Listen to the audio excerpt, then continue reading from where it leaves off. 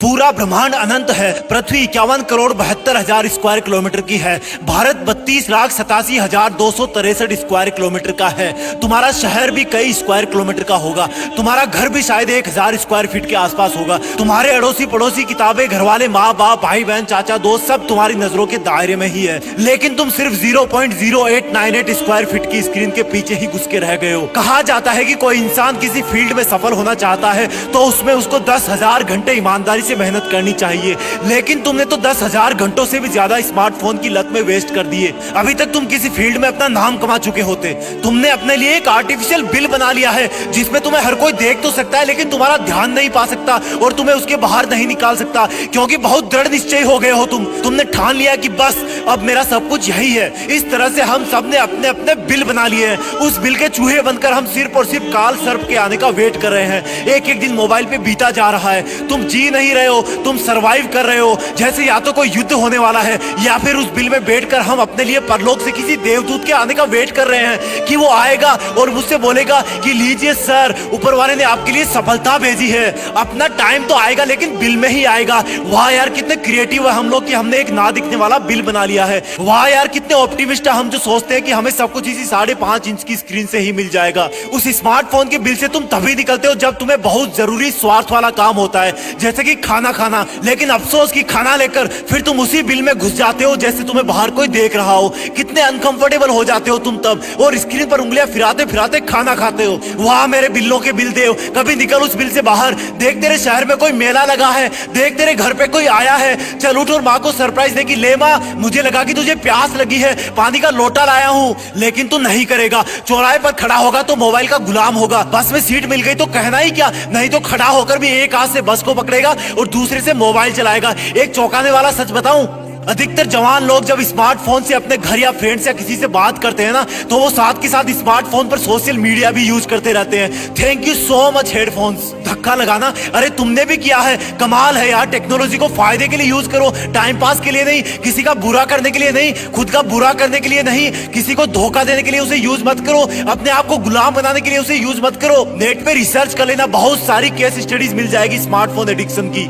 Technology को use तब तक ही करो जब तक वो खुद के रिलेशन, फैमिली, हेल्थ, प्रोडक्शन और क्रिएटिविटी के बीच में ना आए। उसको यूज तभी करो जब तुम्हें एक रियल रिक्वायरमेंट हो। किसी से घंटों चैटिंग करना कोई रियल रिक्वायरमेंट नहीं है। ये जो तुम किसी को फ्लर्ट करने के लिए घंटों चैटिंग करते हो या बार बार उसका मैसेज चेक करने के लिए नेट ऑन करते हो ना, उससे कुछ नहीं मिलेगा नोमोफोबिया के अलावा। नोमोफोबिया, लो वैज्ञानिकों ने बीमारी का नाम भी दे दिया है, नो मोबाइल फोन फोबिया का शॉर्ट नेम नोमोफोबिया। फोबिया मतलब डर, यानी कि मोबाइल से दूर रहने का डर। रिसर्च चल रहे हैं, एक ऐसी बीमारी जब आपका मोबाइल आपके लिए उतना ही इंपॉर्टेंट हो जाए जितनी ऑक्सीजन, यानी कि मोबाइल भूल गए, नेटवर्क चला गया, नेट नहीं चल रहा तो सुख चैन सब खत्म, यानी कि एक तरह का मेंटली डिसऑर्डर।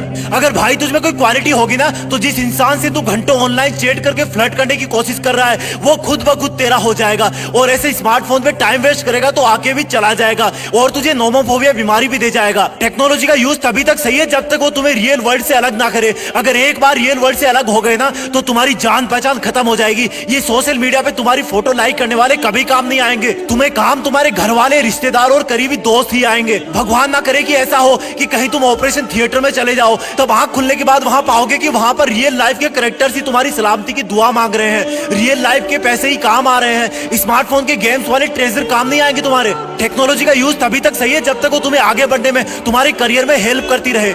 जैसे अगर तुम एक एप्लीकेशन डेवलपर हो या फिर कोई प्रोग्रामर हो या फिर कोई यूट्यूबर हो तो करो जी भर के काम, क्योंकि वही तुम्हारा फील्ड है। ध्यान रखना, काम करना और उस पर टाइम वेस्ट करने में फर्क है। टेक्नोलॉजी का यूज तब तक ही करो जब तक वो तुम्हारी मेंटल, फिजिकल और इमोशनल हेल्थ पर कोई असर ना पटके। ये जो तुम सुबह उठते ही 5 मिनट के अंदर अपना स्मार्टफोन चेक करते हो या फ्रेश होते टाइम संडास पे बैठ करके यूज करते हो या फिर रात को सोने से पहले भी चिपके रहते हो, वो तुम्हें किसी दिन बहुत ज्यादा बीमार बना देगा। अगर तुम बेचैन हो जाते हो जब तुम्हारे मोबाइल की बैटरी लो हो जाती है या फिर सिग्नल लॉस्ट हो जाता है या फिर नेट चला जाता है या उसका मैसेज नहीं आता, तो सोचना है स्मार्टफोन स्मार्टफोन तुम पर अपना सिकंजा कस रहा है। बिल के बाहर निकलो, कभी बिल के बाहर भी दुनिया है। पहले लोग कहते थे कहते कि सितारों के आगे भी दुनिया है, चलो चांद पे चलो, लेकिन आज मैं कहता हूँ कि इस स्मार्टफोन के बिल के बाहर भी दुनिया है। जब घर की घंटी बजती है तो वही इंसान अंदर से गेट खोलता है जिसके हाथ में या तो स्मार्टफोन नहीं होता, या फिर जिसको स्मार्टफोन चलाना नहीं आता, या फिर जिनको इसका एडिक्शन नहीं है। अब या तो वो माँ हो या दादी हो या पापा हो, अगर घर में कोई सगा संबंधी भी आए ना तो वही लोग खुलकर एंजॉय कर पाते हैं, वही लोग खुल के बात कर पाते हैं जो इसके गुलाम नहीं होते। सोचो अगर देश का कोई लीडर भी इसी तरह से स्मार्टफोन के नोटिफिकेशन ही चेक करता रहेगा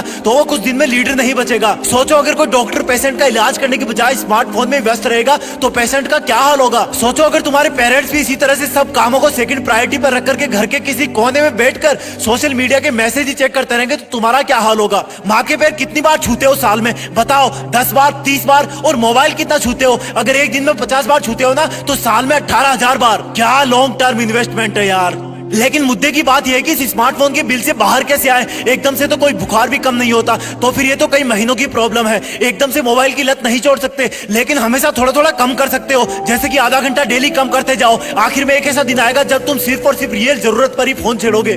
स्मार्टफोन की लत को छोड़ने के लिए अपने लिए एक चैलेंज मानो और ये सोचो कि अगर मैं खुद अपने आप को कंट्रोल नहीं कर सकता ना तो दुनिया को क्या कंट्रोल में करूंगा, अपनी मंजिल को कैसे काबू में लाऊंगा। और जब तुम्हें लगे कि फिर से मोबाइल को उठाने का सिग्नल आ रहा है तो फिर अपने कष्ट भरे दिन याद करना जब तुम रात रात भर स्मार्टफोन की वजह से सो नहीं पाते थे, जब तुम पढ़ नहीं पाते थे या फिर किसी फंक्शन में लोगों के साथ मिल नहीं पाते थे। तब तुम्हें अंदर से ताकत मिलेगी कि मुझे यह सब छोड़ना ही पड़ेगा।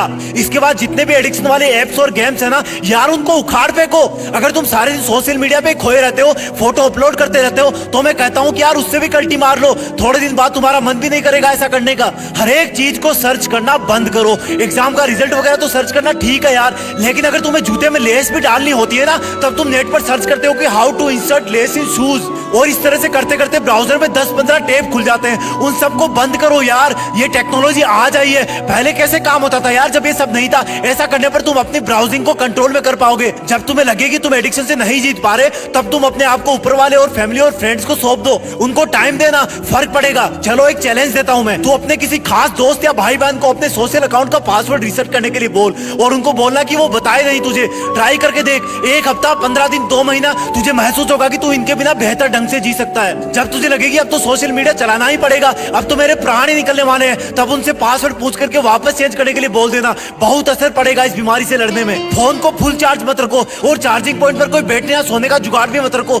अपने आप मोबाइल से दूरी बन जाएगी। अपना कोई पैशन ढूंढो, जैसे गिटार बजाना, पेंटिंग करना, जॉगिंग करना, एक्सरसाइज करना, कहीं आउटडोर घूमने जाना। ट्रस्ट मी ब्रदर, इन सब का सुकून स्मार्टफोन से कई गुना ऊपर है। एक एक्स्ट्रा बेसिक सिंपल फोन रखना चालू कर दो। सुनने में अजीब है क्योंकि 5G की तरफ कदम बढ़ रहे हैं, लेकिन अगेन अगर तुम टेक्नोलॉजी के गुलाम हो रहे हो ना तो 2 कदम पीछे हटने में समझदारी है। तो कम ऑन मेरे भाई, लोग रियल की दुनिया में करोड़पति बन गए और तुम स्मार्टफोन के गेम में खजाना ढूंढते ही रह गए। लोग हिमालय पर पहुंच गए और तुम माउंटेन वाला वॉलपेपर ही चेंज करते रह गए।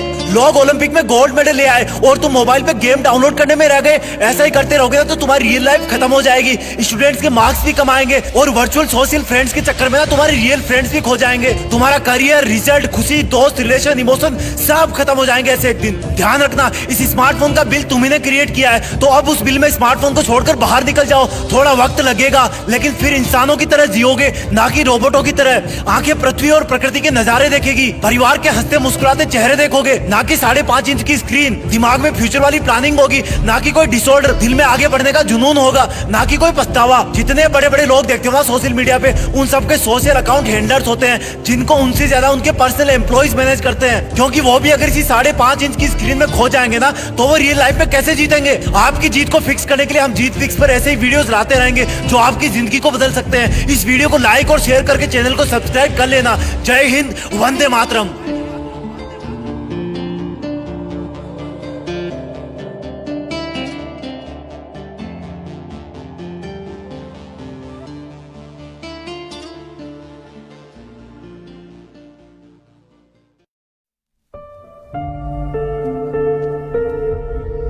जीत फिक्स।